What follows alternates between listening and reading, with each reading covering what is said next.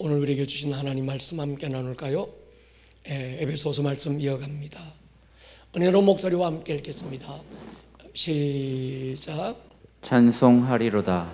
하나님 곧 우리 주 예수 그리스도의 아버지께서 그리스도 안에서 하늘에 속한 모든 신령한 복을 우리에게 주시되 곧 창세전에 그리스도 안에서 우리를 택하사 우리로 사랑 안에서 그 앞에서 거룩하고 흠이 없게 하시려고 그 기쁘신 뜻대로 우리를 예정하사 예수 그리스도로 말미암아 자기의 아들들이 되게 하셨으니 이는 그가 사랑하시는 자 안에서 우리에게 거저 주시는 바 그의 은혜의 영광을 찬송하게 하려는 것이라. 너희 무사하는 종의 영을 받지 아니하고 양자의 영을 받았으므로 우리가 아빠 아버지라고 부르짖느니라. 성령이 친히 우리의 영과 더불어 우리가 하나님의 자녀인 것을 증언하시나니 자녀이면 또한 상속자 곧 하나님의 상속자요 그리스도와 함께한 상속자니 우리가 그와 함께 영광을 받기 위하여 고난도 함께 받아야 할 것이니라. 생각하건대 현재의 고난은 장차 우리에게 나타날 영광과 비교할 수 없도다. 피조물이 고대하는 바는 하나님의 아들들이 나타나는 것이니 피조물이 허무한데 굴복하는 것은 자기 뜻이 아니요 오직 굴복하게 하시는 이로 말미암음이니라. 그 바라는 것은 피조물도 썩어짐의 종 노릇한 데서 해방되어 하나님의 자녀들의 영광의 자유에 이르는 것이니라. 아멘. 할렐루야. 기쁨의 시즌입니다. 가장 기쁨은 성경에 보면 때로 갇히고 묶이고 제한된 그런 상황 속에서 하나님의 사람들은 더 깊어지고 기쁨을 열망하고 하나님 보좌 앞으로 나아갔었습니다. 요즘 우리에게 주어진 상황이 힘들고 답답하고 어렵지만 더 기쁨으로 초대될 수 있기를 주의 이름으로 축원합니다. 월트 디즈니에서 제작했던 애니메이션 라이온 킹에서 숲속의 대왕 사자 무파사가 아들 심바에게 던진 한마디가 있지요. Remember who you are. 네가 누군지를 기억해라. 이 한마디가 들려와야 되는 시즌입니다. 나는 누구냐? 성경은 나를 누구라고 하는가? 우리는 두 가지 질문에 대한 분명한 답을 찾아야 합니다. 나는 누구냐? 존재론적인 질문. 나는 하나님의 아들이다. 할렐루야. 나는 하나님의 딸입니다. 하나님의 아들, 하나님의 딸들 뭐하는 사람들입니까? 부르심에 대한 질문. 구원을 뛰어넘어 부르심에 대한 어떤 분명한 대답. 우리는 이 질문에 대한 답을 아담에게서 찾아야 합니다. 하나님이 처음 사람 아담을 지어놓고 너는 다스리고 지배하는 자가 되라. 나는 하나님이 만들어 놓은 모든 세상을 치유하고 회복시킬 자로 부르심을 받았다. 이 두 가지. 우리가 하나님의 아들이라면 하나님의 아들됨이 뭔지, 하나님 그분이 나의 아버지라면 하나님의 아버지 되심이 무엇인지가 회복되어야 합니다. 아들됨의 회복, 아버지 되심의 회복의 시전. 근데 많은 사람들이 아버지가 틀림없이 계신데도 마치 아버지가 없는 것처럼 고아의 영에 붙들려서 끝없이 스스로를 불쌍하게 여기고 자기 연민에 빠져 허우적거리는 사람들이 있습니다. 어떤 사람들은 종의 영에 생포돼서 하나님의 아버지의 아들이 아니라 스스로를 마치 일을 위한 종처럼 노예처럼 여기고 사는 사람들도 있습니다. 성경은 로마서에서 우리에게 분명히 말합니다. 너희는 무서워하는 종의 영을 받지 않았다. 양자의 영을 받아 하나님을 아빠라고 부르는 것. 할렐루야. 세상의 아버지들에게 하나님의 아버지 되심이 어떤 것인지 보여주고 알려주라고 아버지라는 이름을 우리 남자들에게 주셔서요. 하나님의 자애로움이, 하나님의 따뜻함이, 그분의 그 안아주심과 부드러움이 어떤 것인지 우리에게 알려주라고 여자들에게 어머니라는 이름을 또 주셨습니다. 근데 문제는 육신의 아버지로부터 잘못된 경험들입니다. 어떤 아버지들은 사랑이라는 이름으로 상처를 대물림하고 하나님의 아버지 되심을 오해하게 만들었습니다. 우리가 경험한 육신의 아버지는 하나님 아버지의 어떠하심에 대한 상을 만들어요. 두려운 아버지, 폭군 같은 아버지를 경험한 사람은 하나님 그분의 아버지 되심을 경험하기가 참 어렵습니다. 마치 하나님도 두렵고 무서운 분으로 여기고 숨고 피하고 싶은 분으로 여기게 되는 거예요. 스스로를 율법이라는 틀에 가두고 정죄하고 도망가는 사람. 그러니까 하나님의 아버지 되심이 이해하기가 참 어려운 겁니다. 성경에서 또는 교회에서 하나님 그분의 아버지 되심이 이런 것이라고 수없는 말을 듣는데도 그 말이 가슴으로 느껴지지 않아요. 하나님을 아버지라고 부르는데 사실은 종의 영에 생포돼서 자기를 종처럼 여기고 사는 거예요. 사실은 제가 이 일의 피해자였습니다. 제 육신의 아버지는 전형적 경상도의 근엄하고 무서운 아버지였습니다. 술을 너무 좋아하셨고 가족들에게는 폭군처럼 군림하는 분이었어요. 온 가족들은 매일 불안의 도가니로 벌벌 떨어야만 했던 그런 일이었습니다. 그랬던 아버지가 술로 세상을 일찍 떠나고 말았습니다. 아버지에 대한 상처로 가득했던 제게는 하나님을 아버지라고 부르는 것조차도 싫었습니다. 잘못 왜곡된 아버지 상은 하나님께 가까이 다가갈 수 없는 또 하나의 이 어떤 벽처럼 저를 가두고 있었어요. 오늘 이런 분들에게 하나님의 아버지 되심이 어떤 것인지 경험되는 시간 될 수 있기를 축복합니다. 하나님의 아버지 되심을 만나셔야 합니다.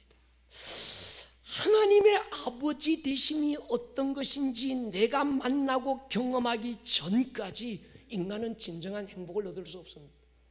하나님 아버지 되심이 내 안에서 뜨겁게 경험되기 전까지 인간은 진정한 자유가 뭔지를 모릅니다.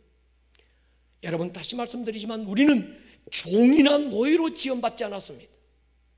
우리는 하나님의 아들들로 계획되었고 하나님의 아들들로 지원받았고 구원받았고 부르심을 받았습니다. 그분과 함께 영광의 보좌에서 하나님의 영광을 함께 누리며 찬양할 자로 저와 여러분들이 부름받고 세워진 줄로 확신합니다. 에베소서를 우리는 복음의 요람이라고 불러요. 특히 에베소서 1장은 에베소서 전체의 결론입니다. 에베소서 1장 가지고 설교를 몇 번을 더 해야 될까? 제가 기도하는 가운데 생각하니까 한 20번은 더 해야 될 것 같은 거예요. 벌써 막 질리죠. 에베소서 1장 한 장 가지고 도대체 지금 앞으로 20번을 더 한다면 도대체 몇 번을 하려고 저러시나? 저도 질려요. 근데 여러분, 이건 질릴 게 아니라 듣고 또 들어도 행복한 말씀이어야 합니다. 네가 하나님의 아들이라는 것, 그분이 나의 아버지라는 것, 지혜와 계시의 영이 열려서 이걸 알게 되고 마음의 눈이 밝아지면서 부르심의 소망이 뭔지, 성도 안에서 기업의 영광의 풍성함이 도대체 어떤 것인지, 믿는 자에게 베푸신 하나님의 능력의 지극히 크심이 어떤 것인지 이 알아간다는 게 얼마나 행복합니까? 우리는 질리지 말고 마음의 눈이 열려서 밝게 알 수 있기를 주의 이름으로 축원합니다. 내가 하나님의 아들이다. 아들됨을 우리는 선십이라고 부릅니다. 오늘 여러분, 이 에베소서를 통해서 이 선십이 회복될 수 있기를 주의 이름으로 축원합니다. 여러분, 누가복음에 나오는 탕자의 이야기에서 주제는 하나님의 아버지 되심입니다. 우리가 자꾸 이 이야기를 읽고 들을 때 탕자에게 포커스가 맞추어지니까 하나님의 아버지 되심이 뭔지를 잘 몰라요. 근데 이 탕자의 이야기는 탕자가 주인공이 아니고 그 맏아들이 주인공이 아니라 아버지가 주인공이거든요. 하나님의 아버지 되심이 어떤 것인지 알지 못해서 그저 율법이라는 종의 영의 상품에서 끝없이 다른 사람들을 정죄하고 판단하고 하나님을 오해하고 있는 당시의 서기관과 바리새인들에게 예수님이 직접 하나님의 아버지 되심이 이런 것이다라고 비유를 들어서 우리에게 말씀해 주신 이야기가 탕자의 이야기거든요.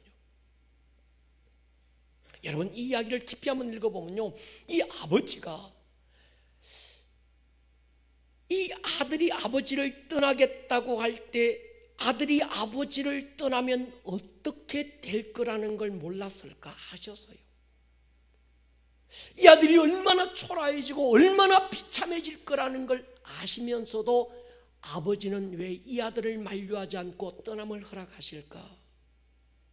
이유는요, 더 좋은 아들이 되어 돌아올 것도 알고 있었기 때문입니다.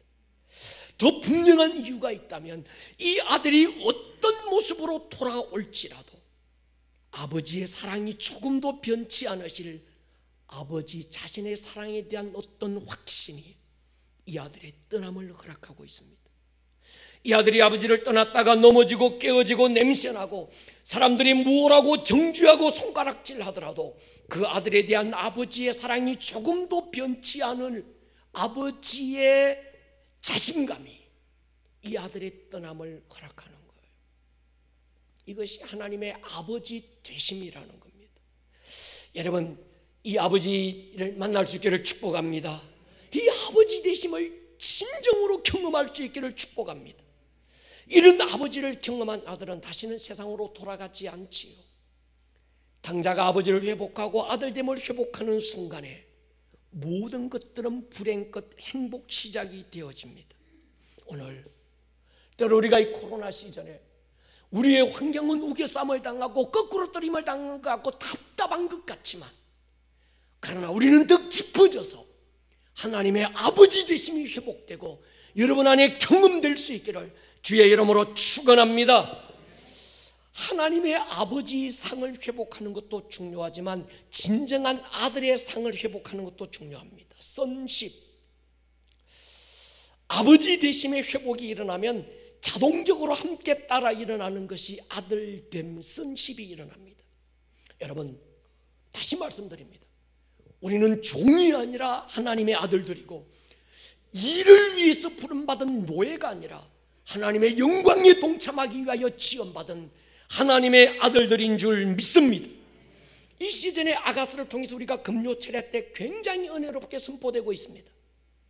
내 사랑 내 어여쁜 자야, 일어나라, 우리 함께 가자. 너는 검지만 그러나 아름답다. 계달의 장막 같지만 너는 솔로몬의 휘장처럼 사랑스럽다. 계달, 아브라함의 아들 이스마엘의 둘째 아들의 이름이지요. 아라비아 사막 북쪽에서 유목생활하는 사람들이었는데 야만족입니다. 이들은 염소 가죽으로 게르 같은 천막을 만들어서 오늘은 이곳 내일은 저곳으로 떠도는 유랑민족들입니다. 그들이 짓고 살았던 이 게르 같은 이 천막, 그걸 가지고 계달의 장막이라고 성경은 표현하고 있습니다. 햇빛에 빛바래고 바람에 낡아서 냄새나고 볼품없는 장막이 계달의 장막이지요. 그런 우리를 하나님은 더 검지만 사랑스럽다. 이 계달의 장막 같은데 넌 솔로몬의 휘장과도 같구나. 여러분, 왜 그렇게 보실까요? 하나님이 정신이 없어가지고 그러실까요? 아니지요. 창세 전부터 우리는 그리스도 안에서 계획되고 창조되었습니다. 그래서 에베소서에서 끝없이 강조하는 게 그리스도 안에서, 예수 안에서, 사랑 안에서 하나님이 우리를 그냥 있는 그대로 보시는 게 아니라 그리스도 예수 안에 있는 나를 보는 거예요. 동의하십니까?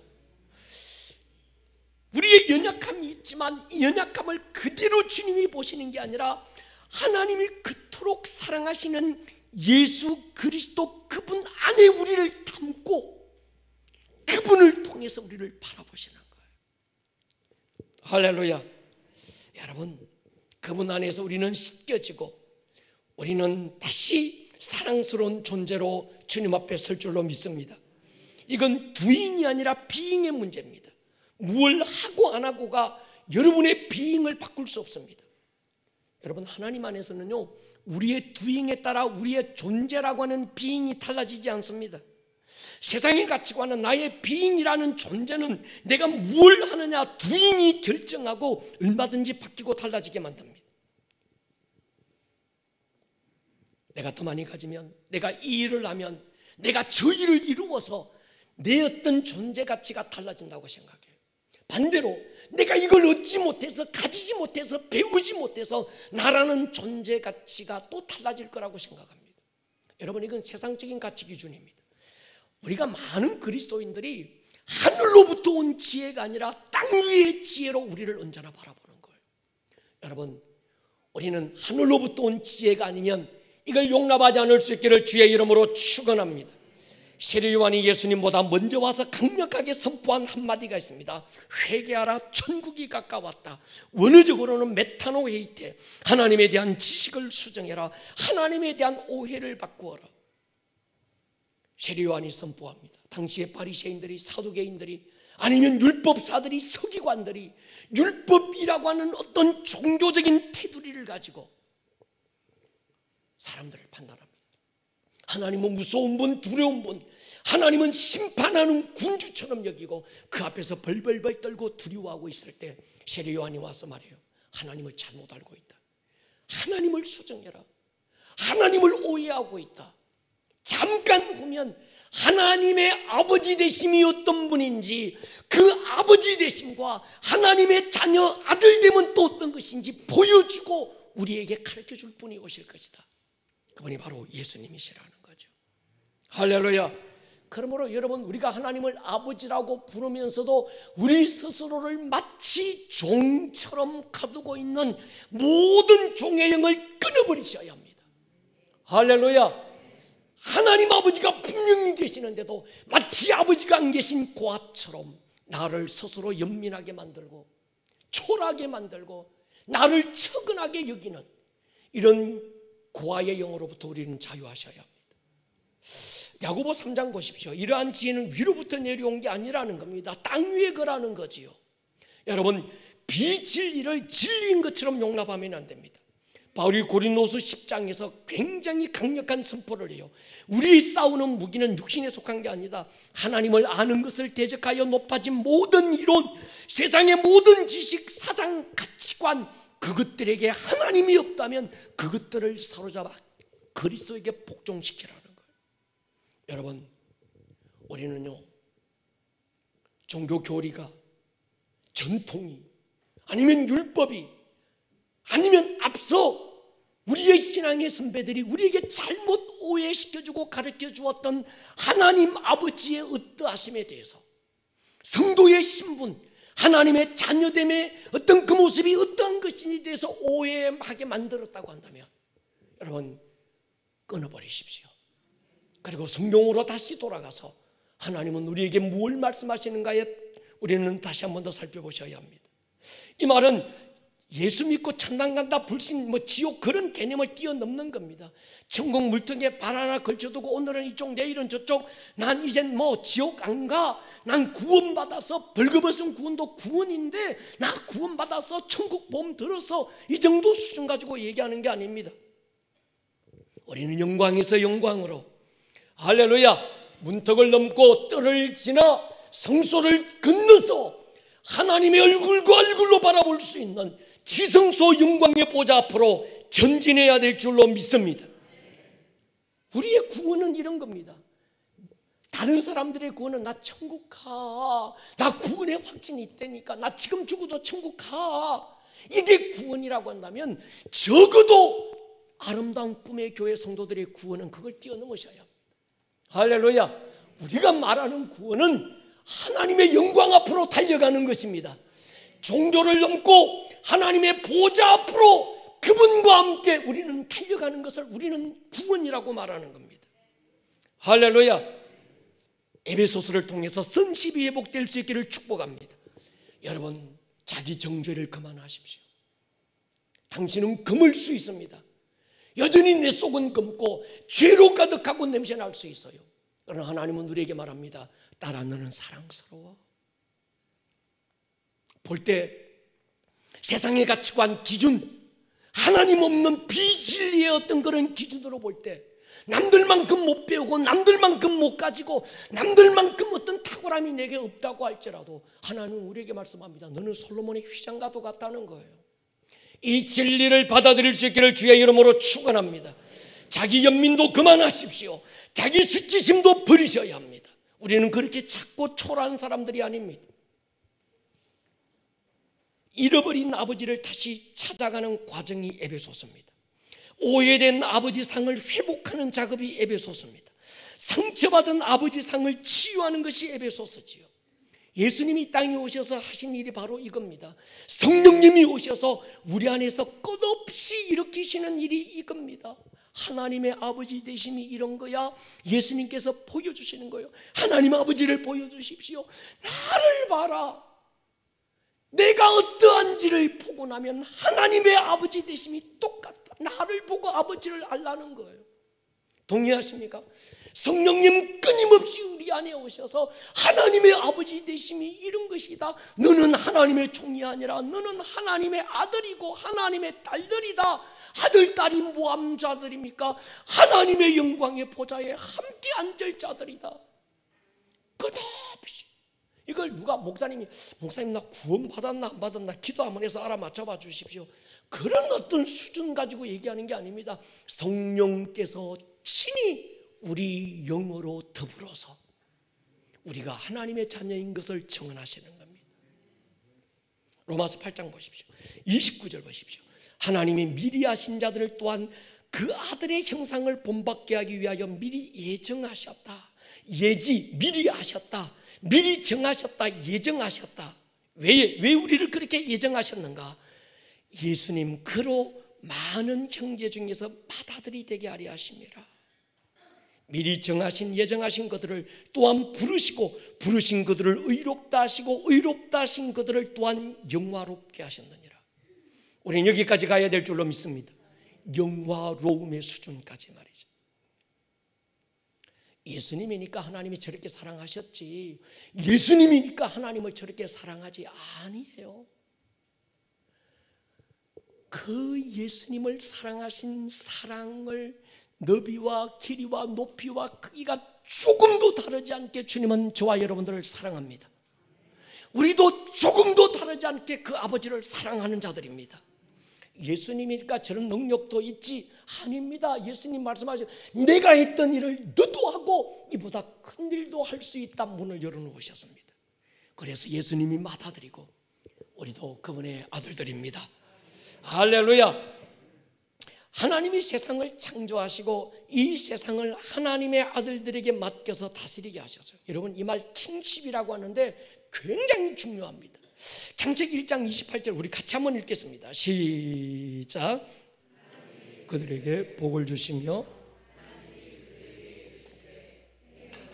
번성하여 땅에 충만하라. 땅을 정복하라. 바다의 물고기와 하늘의 새와 땅에 움직이는 모든 생물을 다스리라. 오늘 여기 이 부분에서 계시의 영임하기를 축복합니다. 하나님이 아담에게 주신 복의 내용은 하나님이 만드신 만물을 다스리라는 거예요. 여기서 다스림은 우리가 땅의 개념 가지고 자꾸 억압하고 착취하고 막 이런 개념인 줄 아는데 여기서 다스린다라는 건 경영한다는 겁니다. 상처받은 건 치유하고 깨어지고 무너진 건 다시 원형의 모습으로 회복시키는 것. 하나님은 아담을 하나님께서 창조하시고 아담에게 하나님이 창조하신 모든 만물을 하나님의 뜻대로 경영할 수 있는 권리를 주셨습니다.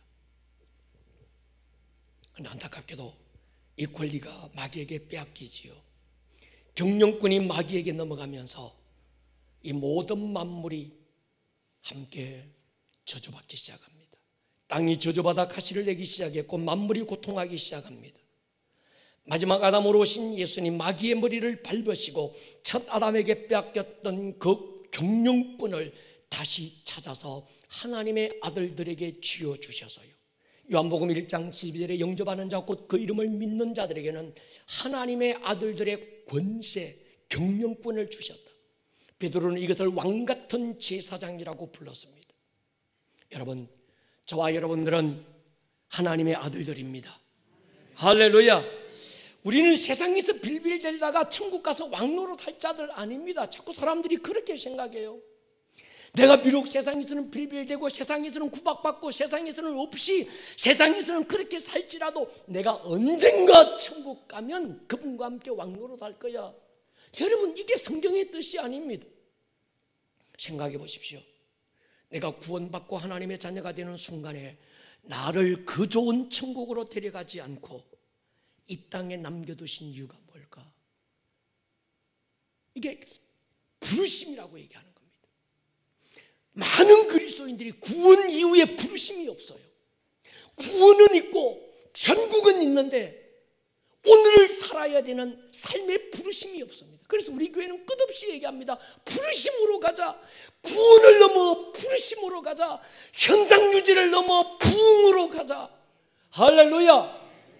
이게 우리의 부르심을 알아야 되는 거지요. 이 부르심을 우리는 킹십이라고 부르는 겁니다.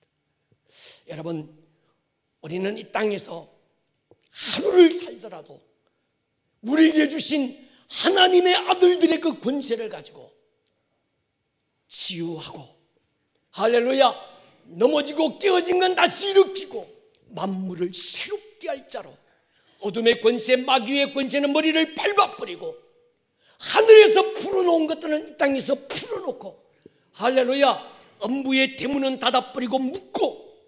동의하십니까? 네가 믿는 너희 하나님이 어디 있느냐 묻는 자들에게 내가 믿는 나의 하나님이 여기 있다고 보여주고 증거할 수 있는, 못 믿겠냐? 보고서라도 믿으라는 거예요. 할렐루야. 선십, 하나님의 아들됨의 회복. 킹십, 아들들에게 주어진 권세와 능력의 어떠함. 선십, 구원이라고 한다면 킹십은 부르심입니다. 베드로가 선포했던 것처럼 너희는 왕같은 제사장이라고 할 때 왕은 킹십을 말하고 제사장은 선십, 예배자를 말하는 거지요. 우리가 예수 그리스도 안에서 하나님의 아들됨이 어떤 것인지, 아들들에게 주어진 부르심의 소망이 뭔지, 그 아들들 안에 주어진 영광의 기업의 풍성함이 어떤 것인지, 믿는 자들에게 베푸신 하나님의 아들들, 딸들에게 주어진 능력의 크신 것이 도대체 어떤 것인지 우리는 눈을 열고 보아야 될 줄로 믿습니다. 이것이 에베소서의 주제입니다. 우리가 반드시 분명하게 알고 있어야 되는 지식이 있습니다. 여러분, 이 말을 하기가 좀 조심스러운데, 여러분, 개는 개로 창조돼서요, 돼지는 돼지로 창조됐습니다. 돼지는 돼지로 창조됐다는 말은 좀 인정하기 쉽은데, 개를 개로 창조됐다, 우리 집에 있는 강아지 생각하면 그 왠지 받아들이기가 조금 그렇죠. 이거 아셔야 돼요. 인간은 하나님의 형상으로 창조됐습니다. 믿으십니까? 이 말은 뭔가 하면 인간 안에는 하나님의 인간만, 개도 짐승은 다 자기 형상으로 지었지만 인간만큼은 특별하게 지으셨는데, 인간은 자기 형상이 없고 하나님의 형상을 따라 모양대로 지은 거예요. 이 말을 다른 말로 하면 인간 안에 하나님의 DNA 형상이 있다는 거예요. 믿으시면 아멘 하십시다. 여러분, 그 DNA가 뭡니까? 만물을 다스리는 자. 요즘 개나 고양이 같은 반려동물에 대한 집착이 도를 넘습니다. 연예인들이 개나 고양이 들고 나와서 참 이상한 분위기를 많이 만듭니다. 사람은 개처럼 대하고 개가 사람처럼 대해요. 그러니까 개가 지가 개라는 사실을 잊어버려. 지가 사람인 줄 알고 사람하고 서열 경쟁합니다. 여러분, 강아지 키워보신 분들 알 거예요. 집안에서 서열 경쟁, 이 강아지가 굉장히 치열합니다. 먼저 이 서열을 지가 장악하려고 아주 지가 사람인 줄 알아요. 여러분, 하나님이 사랑해라 할 때 두 종류만 사랑하라고 그랬습니다. 첫 번째 계명, 하나님을 사랑하는 거예요. 두 번째 계명, 이웃을 사랑하는 겁니다. 성경 어디에도 개를 사랑해라 그런 얘기 없습니다. 그냥 이뻐해주고 좋아하십시오. 할렐루야. 저는 돼지도 좋아하고 개도 좋아합니다. 그냥 좋아하지 막 이걸 도를 넘어서 막 사랑하고 그러진 않습니다. 왜 같이 이 말씀을 드리는가 하면, 제가 어떤 그런 사람 봤어요. 길 가다가 어떤 한 아주머니가 강아지는 자기 품에 안고 4살쯤 되는 자기 아들은 질질질질 끌고, 그러니까 보니까 애가 뭘 사달라고 그랬는지 엄마한테 막 땡깡 부리니까 그 많은 사람 앞에서 기사대기 때리고 막 질질 끌고 가더라고요. 제가 그래서 저 사람이 개 엄마야 사람 엄마야 이해가 안 가는 거예요. 우리 목사님이 또 개를 개새끼라고 불렀다고. 여러분 원래 짐승은 새끼라고 부르는 거예요. 개를 개님이라고 부르면 이상하잖아요. 제가 또 안티가 또 엄청 생길 것 같은데. 여러분 제가 이런 말씀을 드리는데 이유가 있습니다. 개는 혼이 있어요.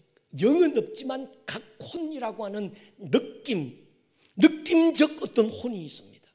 개도 감정이 있고요, 고양이도 감정이 있고 의지가 있고 지능이 있습니다. 그런데 제가 어떤 분들을 상담적으로 만나보면 짐승에게, 동물에게 솔타이된 분들이 있어요. 그 의지가, 그 감정이 개의 감정과 의지에 묶여있는 사람들이 있어요. 그럼 짐승의 잘못된 악한 영들이 그 솔타이된 감정을 타고 들어오는 거예요. 그러니까 개에게 지배받아 그 사람 속에 개의 특성이 나타나기 시작하는 거예요. 그래서 실제 수관이 이루어지고 어느 날 짐승처럼 변하는 겁니다. 여러분 성경 읽어보면요, 하나님께서 이스라엘 백성들의 광야 여정을 보면 하나님이 가장 무섭게 진노하신 때가 언젠가 하면 금송아지 만들어 놓고 절할 때입니다. 송아지 만들어 놓고 송아지 앞에 절한다고 해서 하나님이 그렇게 분노하신 이유가 도대체 뭘까? 하나님 보실 때 기가 막힌 겁니다. 하나님의 형상을 따라 만들어 놓으니 하나님의 아들들이 짐승 앞에 절하는 거예요. 돼지머리 웃게 만들어 놓고 그 코에다가 입에다가 5만 원짜리 끼워놓고 그 앞에 절하는 게 하나님 앞에 얼마나 이게 하나님 보실 때 그러냐는 거예요. 왜? 이게 자기가 하나님의 아들됨이 뭔지를 몰라서 그런 거예요. 상처받지 마시고 선심이 회복되기를 축복합니다. 할렐루야. 제가 이 말씀을 드리는 이유가 있어요.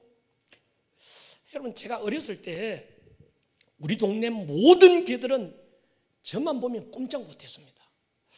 제가 지나가는데 만약 그 집 개가 짖었다, 그 집 개는 그날 지도새도 모르게 강철 부대 훈련을 받게 됩니다.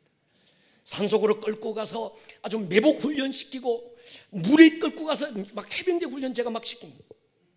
근데 여러분이 개도요 사람 발자국 소리를 기억하더만요. 여러분 주인 보십시오. 뭐 아파트에 막 20층에 사는데도 1층에서 주인 걸어오는 발자국 소리를 개가 알잖아요. 막 꼬리 흔들잖아요. 그러니까 저 깜깜한데도 이게 막 사람 가면 막 그렇게 직구했던 게도 참 멀리서 제 발자국 소리 나면 꼬리 팍 내리고 숨어요. 예, 제가 그 의지를 꺾어놨거든. 여러분 짐승은 하나님의 형상으로 지음받지 않았습니다. 너무 지나치게 짐승 사랑하려고 하지 마십시오. 제가 2003년도에 중국으로 가서 3년간 탈북민들을 섬겼습니다. 그분들과 3년간 매달 한 번씩 가서 그들에게 복음을 가르치고 세례를 주고 성찬식을 하고, 그들이 했던 말이 있습니다. 목사님 우리가 탈북한 건 북한이 싫어서가 아니라 먹고 살기 위한 한 가지 이유 때문에 탈북했습니다. 사랑하는 부모, 사랑하는 가족과 생이별하면서 중국 돈 800원으로 우리나라 돈 약 10만 원에서 12만 원 되는 그 돈 받고 한 번도 본 적 없고 말도 안 통하는 중국 남자들한테 몸이 팔려서 왔다는 거예요. 그런데 더 기가 막힌 게 있대요. 대한민국에 와보니까 개새끼도 지들보다 훨씬 더 잘 살더래요. 개 호텔이 있답니다. 제가 한번 가봤으면 좋겠어요. 개 호텔에.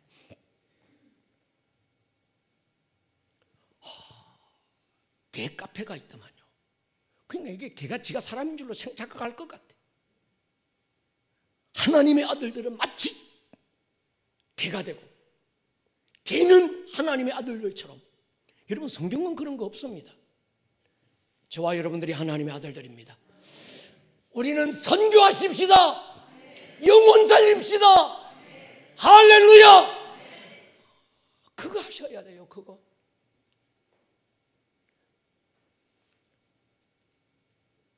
하나님께서 처음 아담을 만드실 때 대충 만들지 않았습니다. 제가 며칠 전에 치과를 다녀왔어요. 양치하는데 이가 시커먼거려서 병원에 가보니까 이게 잇몸이 패였다고 그래요. 제가 생각해보세요. 치과에 가서 한 1시간을 입을 벌리고 있더만요. 그래서 입을 벌리고 온갖 생각을 다 했습니다. 저희 어릴 때는 치과라는 개념이 없었잖아요. 양치하는 개념도 제가 고등학교 1학년 처음 들어가서 양치라고 하는 게 해야 되는구나 깨달았어요. 고등학교 1학년 때 그 일어 선생님이 여자분이었는데 항상 빨간 그 뾰족 구두를 신고 다니고 그랬던 분인데 그 수업 시간 되면 애들 하나하나 입 벌려가지고 양치하고 왔나 안 왔나 그거 검사했어요. 그때 양치해야 되는구나. 고등학교 1학년 때 처음 알았다니까. 시골에서 뭐 알았겠어요 그거. 그런데도 60이 다 돼가는 지금도 하나님께서 건강한 치아 주셔서 감사합니다만은 제가 이런 생각을 해봤습니다. 아담이 몇 살까지 살았을까? 여러분, 아담이 몇 살까지 살았을 것 같아요? 930살까지 살았어요.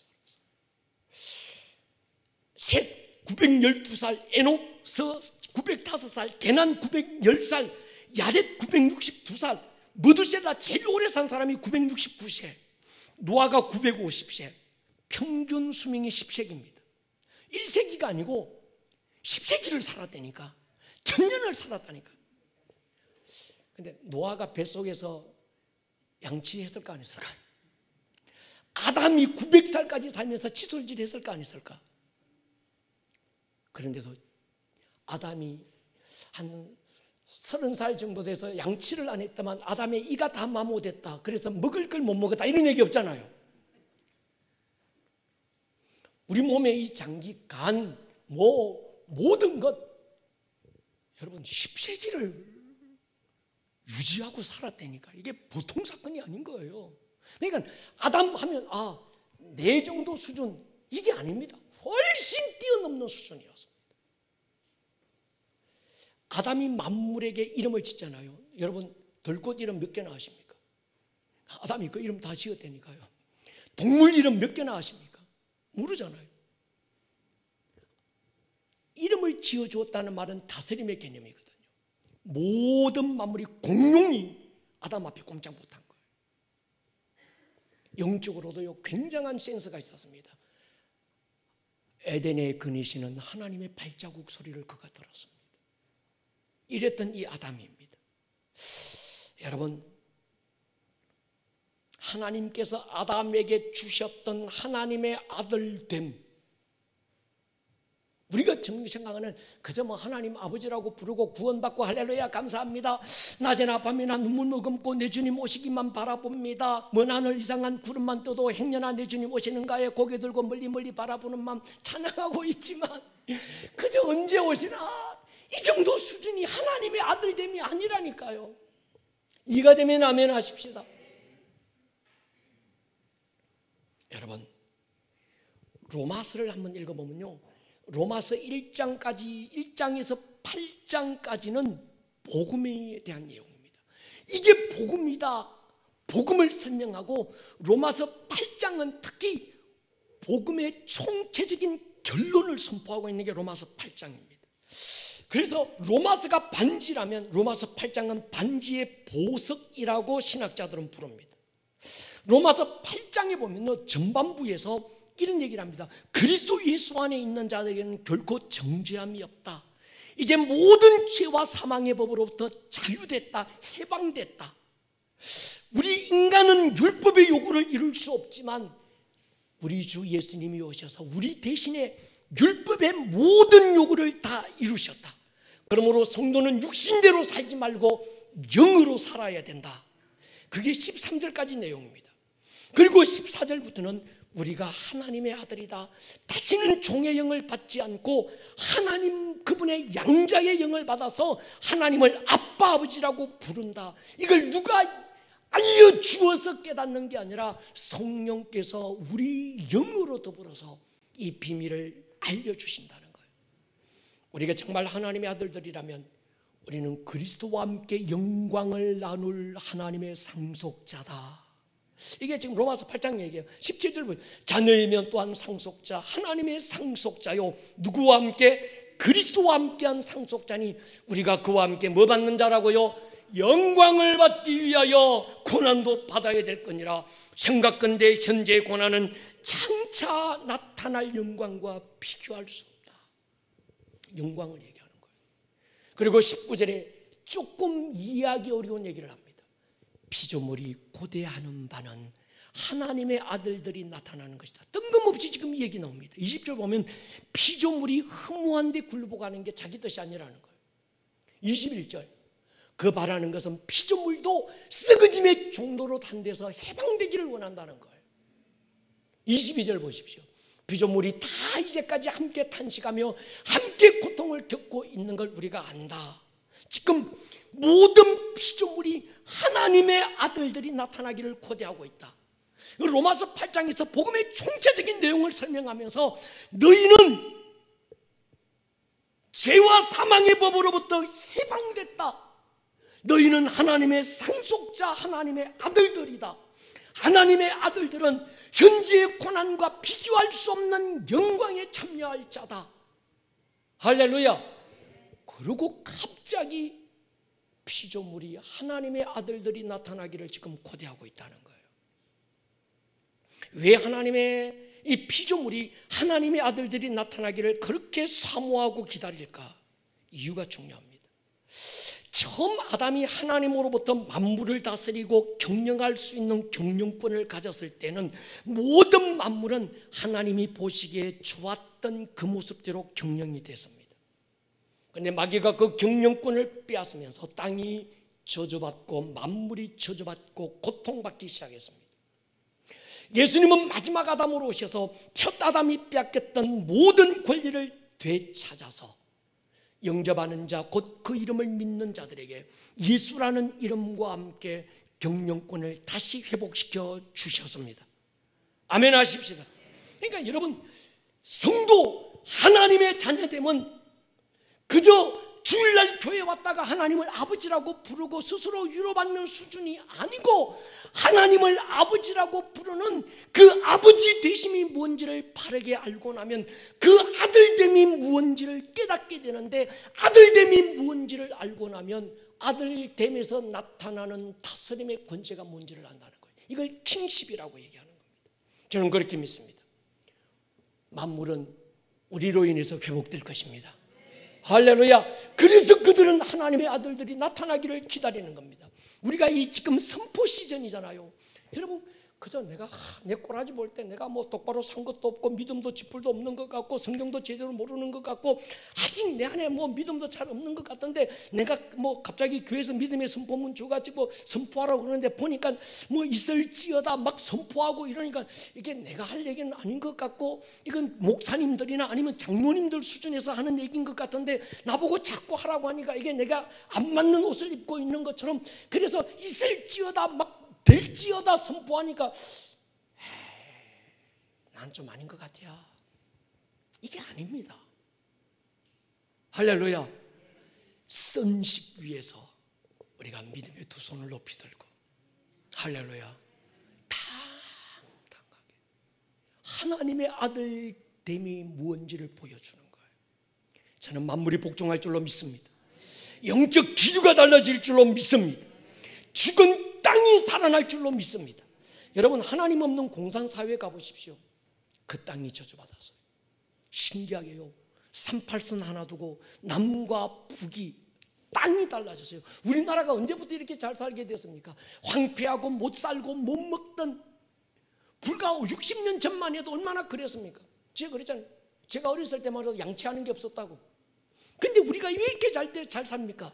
이 땅이 언제 이렇게 축복을 받았습니까? 복음이 선포되면서. 동의하십니까? 여러분, 이스라엘 가보십시오. 국토의 절반이 풀 한 폭이 없는 모래지역이고 광야입니다. 그런데 지금요, 그 땅이 세계 곡창지대가 되고 농산물을 수출하는 국가가 됐다니까. 이스라엘 한번 가보십시오. 제가 아는 필리핀의 어떤 선교사님의 간증입니다. 이분이 처음 필리핀에 갔는데 돈이 없으니까 정말 한쪽 구석에 아주 못 쓰는 땅, 뭘 심어도 안 되고, 이건 가장 척박한 땅을 싼값에 사서 거기다가 선교센터를 지었대요. 농사를 씨를 뿌려도 안 나더랍니다. 아무것도 안 나더래요. 그래서 선교사님이 그때부터 매일 선교센터 올 때마다 이 땅을 축복했대요. 나사렛 예수의 이름으로 이 땅은 살아날지어다. 이 땅은 옥토가 되고 회복될지어다. 여러분, 어느 날부터 그 땅이 살아나기 시작했다. 할렐루야. 저도 교회 오고 갈 때마다 제가 선포하는 땅들이 있습니다. 주인들은 기분 나쁠지 모르지만 하나님, 저 땅이 돌아와서, 할렐루야, 저 땅에 학교가 지어지고 미디어 센터가 들어와서 예배자들이 일어나게 하여 주십시오. 인천 땅을 두고 중보할 그리스도의 장군들이 우리의 다음 세대들 가운데 일어나게 해주십시오. 버려진 땅인 것처럼 제가 막 축복하는 거예요. 살아날 줄로 믿습니다. 할렐루야. 출근할 때 그냥 하지 마시고 대문짝 바라보고 선포하십시오. 예수의 이름으로 오늘 이 집이 복을 받을지어다. 이 집은 살아날지어다. 할렐루야. 머리를 한번 숙여보십시다. 여러분, 우리는 하나님의 아들들 선식의 회복, 나의 부르심의 회복, 킹십의 회복, 이것이 일어나야 합니다. 믿음의 두 손을 높이 들고 우리는 선포해야 됩니다. 어떤 바이러스도, 어떤 사고우한 질병도 나를 지배할 수 없다. 믿음으로 선포하십시오. 하나님, 우리 교회 안에 이 선십이 회복되고 우리 교회를 통하여 이 땅에 하나님 자녀의 킹십이 회복되게 도와주십시오. 우리 시간 한번 간절하게 한번 주님께 기도하며 나가기 원합니다. 기도하겠습니다. 주신 말씀 감사합니다. 잘 박힌 못이 되게 해주십시오. 이 말씀에 분명한 경험과 사건이 실제가 되는 은혜가 있게 하여 주십시오. 하나님을 아버지라 부르는 하나님의 자녀들이 질병 앞에 기죽지 않게 하시고 세상의 그 어떤 절망의 장벽 앞에 무너지지 않게 해주십시오. 당당하게 믿음으로 선포하게 도와주십시오. 선십이 회복되고 킹십이 회복되는 시즌이 되게 해주십시오. 오 주님 역사해 주십시오.